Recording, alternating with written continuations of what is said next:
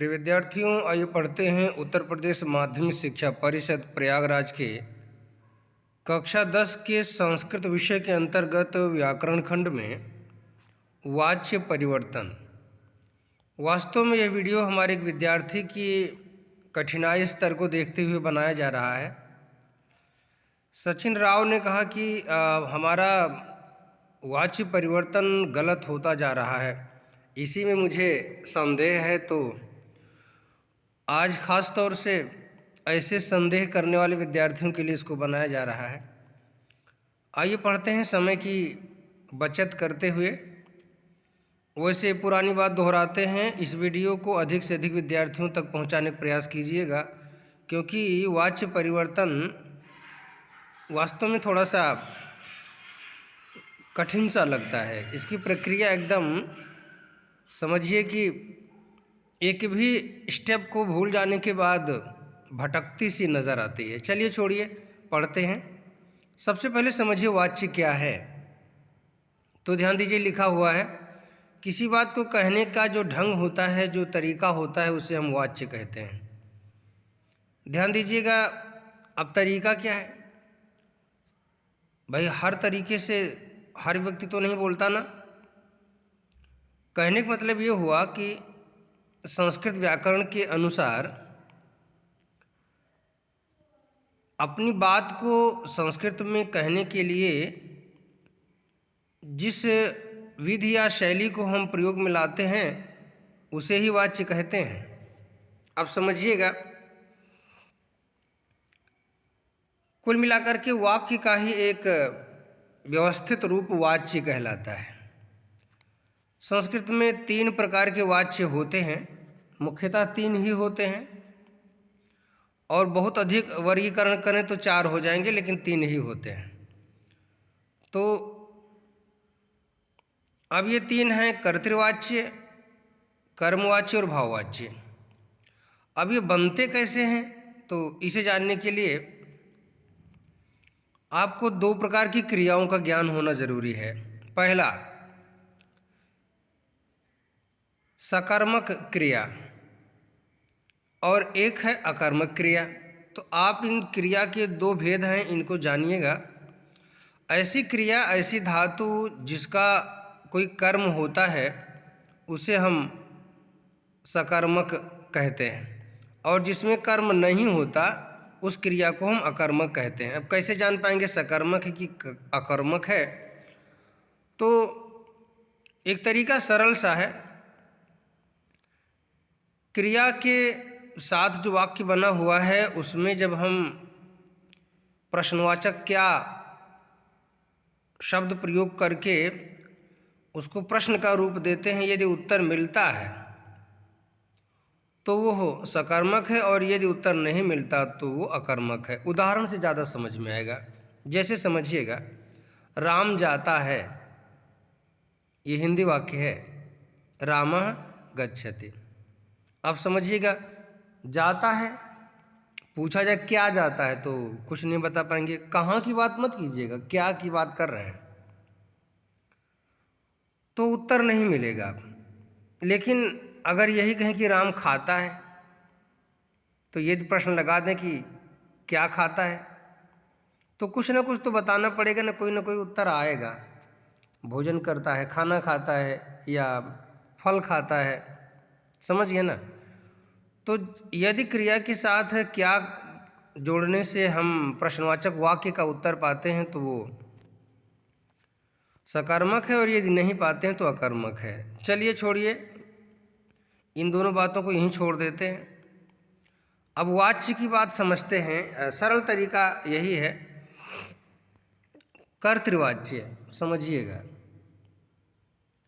कर्तृ का मतलब है कर्ता का वाच्य। समझिएगा, जो क्रिया कर्ता के पुरुष और वचन के अनुसार चलती है उसे कर्तृवाच्य कहते हैं। समझिएगा, मतलब यदि किसी क्रिया में कर्ता के अनुसार एक कर्ता है, या द्विवचन में या बहुवचन में है, तो कर्ता के वचन और पुरुष के अनुसार यदि क्रिया भी लग रही है तो उस वाच्य को हम कर्तृवाच्य कहते हैं। ये वाच्य दोनों प्रकार की क्रियाओं से बन सकता है। यह भाववाच्य से भी बन सकता है, मतलब सकर्मक से भी बन सकता है और अकर्मक से भी बन सकता है। अगर क्रिया सकर्मक है तो भी कर्तृवाच्य बन सकता है और अकर्मक है तो भी कर्तृवाच्य बन सकता है। समझिएगा इसका नियम क्या है। एकदम में अब मुख्य बिंदु पे आते हैं, यही आपको लिख लेना चाहिए, समझ लेना चाहिए। यहाँ पे समझिएगा, कर्तृवाच्य के कर्ता कारक में प्रथमा विभक्ति होती है, और यदि कर्म है तो कर्म में द्वितीय विभक्ति होगी, यदि कर्म नहीं है तो उसकी ज़रूरत ही नहीं पड़ेगी। और क्रिया कर्ता के पुरुष और वचन के अनुसार चलती है। जैसे अहम पुस्तकम पठामि, मैं पुस्तक पढ़ता हूँ। समझिएगा, अहम जो है प्रथमा विभक्ति एक वचन का संज्ञा पद है, और पुस्तकम कर्म है, ये द्वितीय विभक्ति में लगा हुआ है। और पठामि, क्योंकि अहम जो है उत्तम पुरुष का पद है, इसलिए क्रिया भी है उत्तम पुरुष की लगी है पठामि। और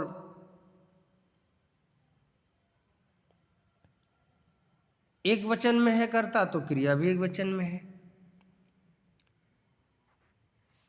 ध्यान दीजिएगा, यहाँ लिख भी रहेंगे, इसमें पठामी क्रिया कर्ता अहम के अनुसार उत्तम पुरुष एक वचन में है।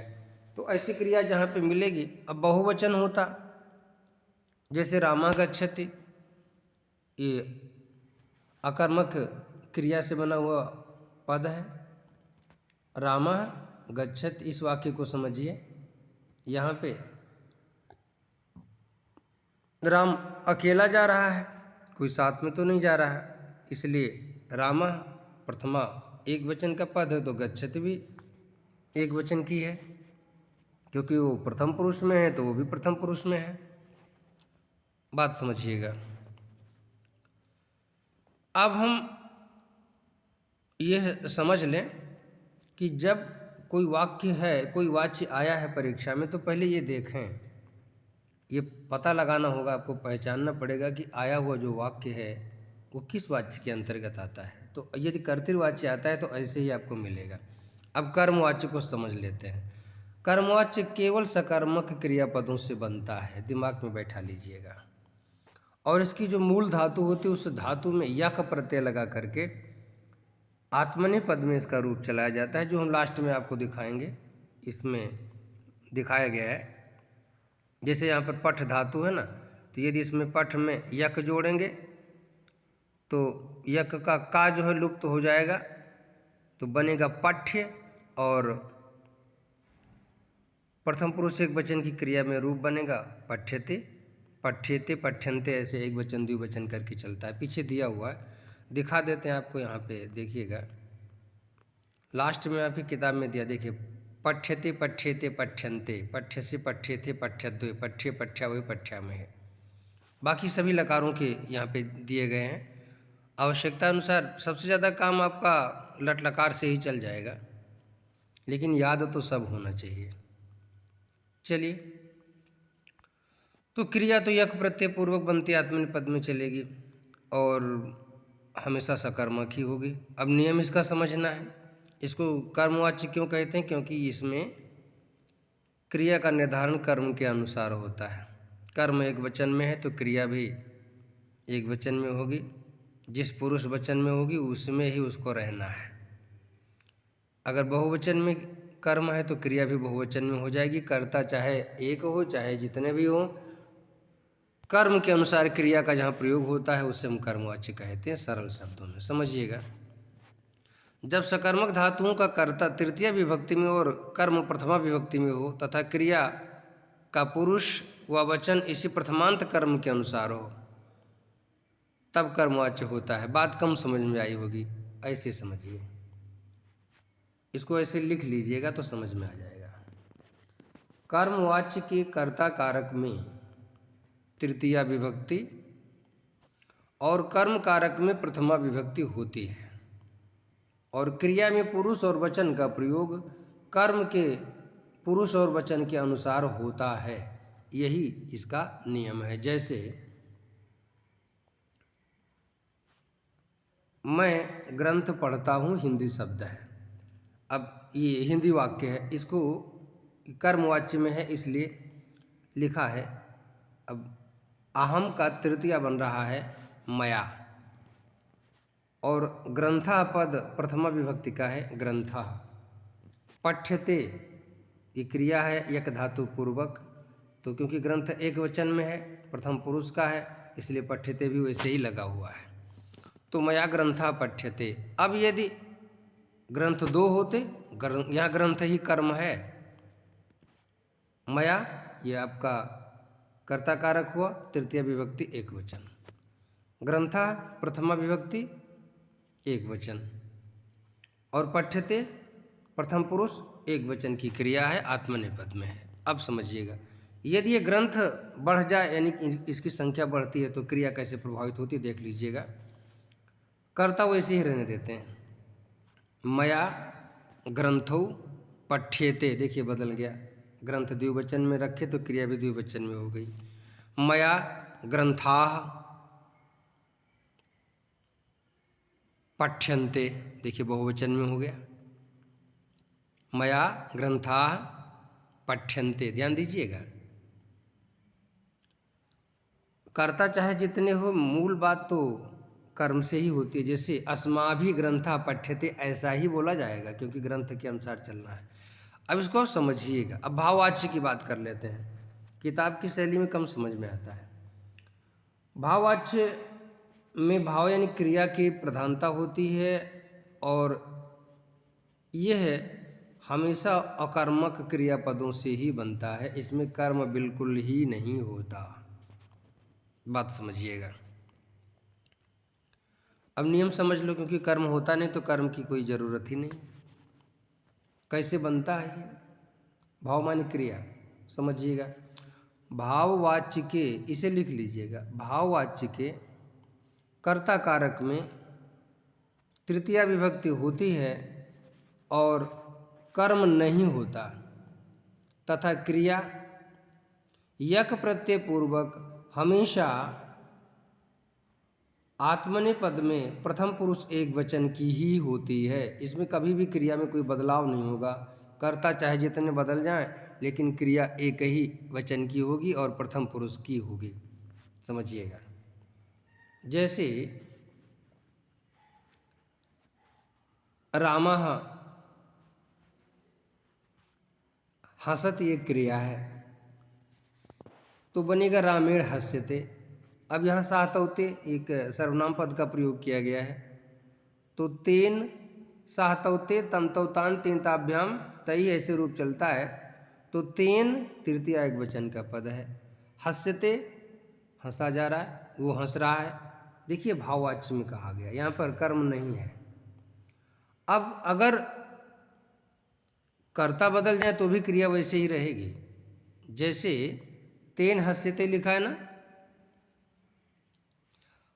तो अगर द्विवचन हो तो ताभ्याम हस्यते, तब भी वही रहेगा, और तई हस्यते तो भी वही रहेगा। बदलाव हस्यते वैसे ही रहने वाला है, कोई बदलाव नहीं होने वाला है। ध्यान दीजिएगा। भाववाच्य को हम केवल कर्तृवाच्य में बदल सकते हैं, क्योंकि कर्म होता नहीं तो कर्मवाच्य बन नहीं सकता। कर्मवाच्य को हम कर्तृवाच्य में बदल सकते हैं, भाववाच्य नहीं बना सकते क्योंकि क्रिया सकर्मक होती है। ध्यान दीजिएगा, कर्तृवाच्य एक ऐसा वाच्य है जिसको हम दो वाच्य में बदल सकते हैं। या तो कर्तृवाच्य ही रह सकता है, या फिर वो भाववाच्य का रूप लेगा। इससे हम कर्मवाच्य नहीं बना सकते, क्योंकि कर्मवाच्य में कर्म की आवश्यकता पड़ती है, समझिएगा। तो हाँ, कर्तृवाच्य के कर्म वाच्य बनेंगे यदि कर्म उपस्थित, कर्म की आवश्यकता है तो भी, नहीं है तो भी। तो कर्तृवाच्य से हम तीनों वाच्य बना सकते हैं। हाँ, ये बात समझ में आनी चाहिए, हम भी थोड़ा सा भटक गए थे। कर्तृवाच्य तीनों वाच्य बनेंगे। आगे बढ़िएगा। अब परीक्षा में करें क्या, कैसे हम लिखेंगे? तो वाच्य परिवर्तन आपने सीखा, वाच्य होता क्या है, परिवर्तन कैसे करते हैं, समझ लीजिएगा। सबसे पहले परीक्षा में आए हुए वाक्य को ध्यान से देखो और ये पता लगाओ कि ये वाच्य कौन सा वाच्य है। अब पता कैसे लगाएंगे, ऊपर बताए गए नियम को याद रखना होगा, तब पता लगा पाओगे।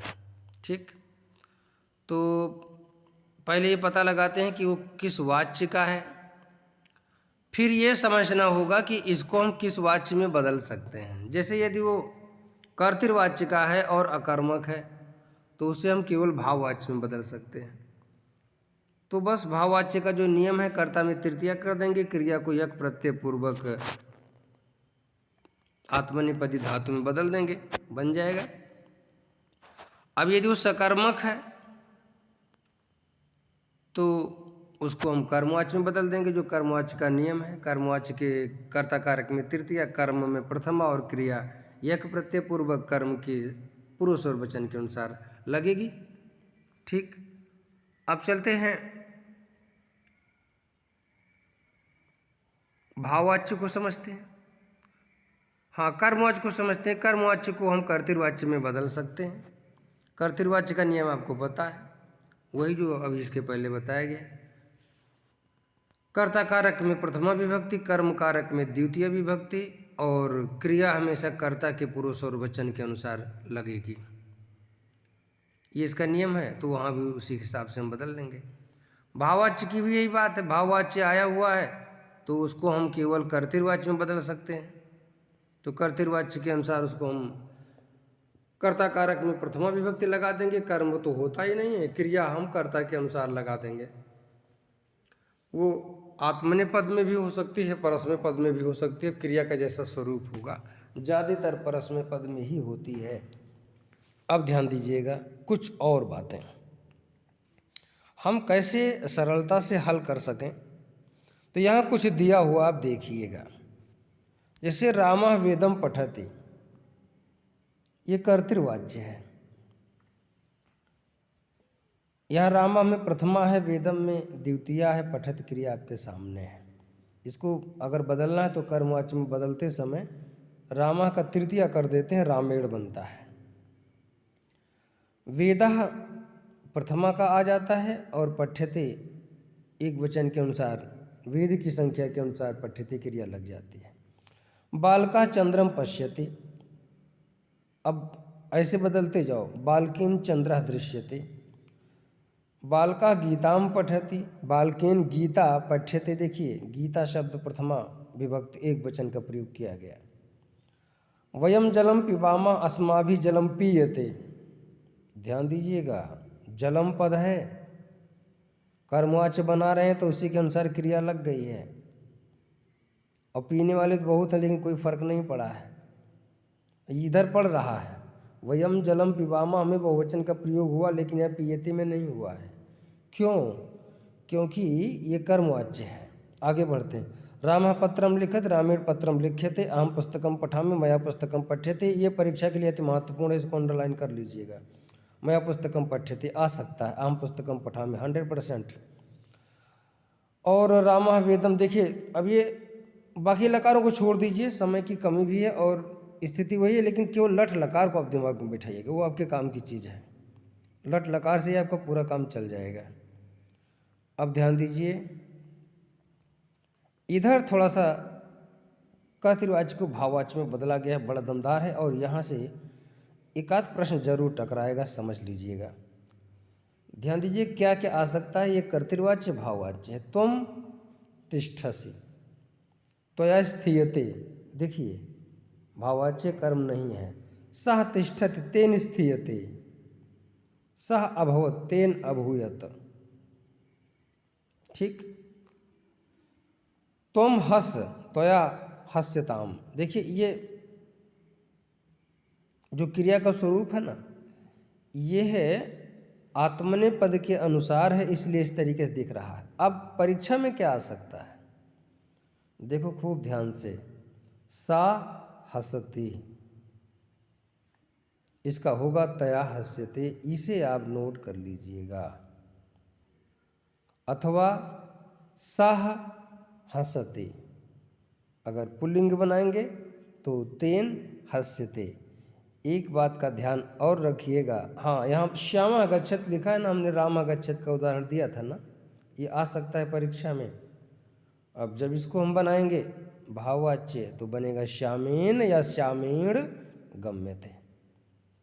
अब समझिएगा, ज़्यादा हमें कुछ नहीं बताना है, इधर क्रियापद बनाए गए हैं। आपको करना क्या है, आप वाच्य को पहचानिए और पहचानने के बाद किस वाच्य में बदल सकते हैं उसे सोचिए, और जिसमें भी आप बदल रहे हों उसके प्रथमा और तृतीया का शब्द रूप तो आपको आना ही चाहिए। एक बात का और ध्यान रखिएगा, कर्ता स्त्रीलिंग में है या पुल्लिंग में है या नपुंसक लिंग में है, ये भी ध्यान में रखिएगा। वैसे पुल्लिंग और नपुंसक लिंग तो एक जैसे चलेंगे, लेकिन स्त्रीलिंग वाले में ध्यान देने की ज़रूरत है, यहाँ आपसे चूक हो सकती है। अब इतने समय में मैं जो दिखा सका हूँ मैंने दिखाया, कोशिश करूँगा कि एक वीडियो और आपके लिए प्रस्तुत करूं जिसमें पढ़ाया कुछ नहीं जाएगा, केवल कुछ लाइनें आपको दी जाएंगी, शायद आपके वो छोटे छोटे वैकल्पिक प्रश्नों के लिए आधार बन सके। तो उसका इंतज़ार कीजिए कल शाम तक। शुभम भूयात्।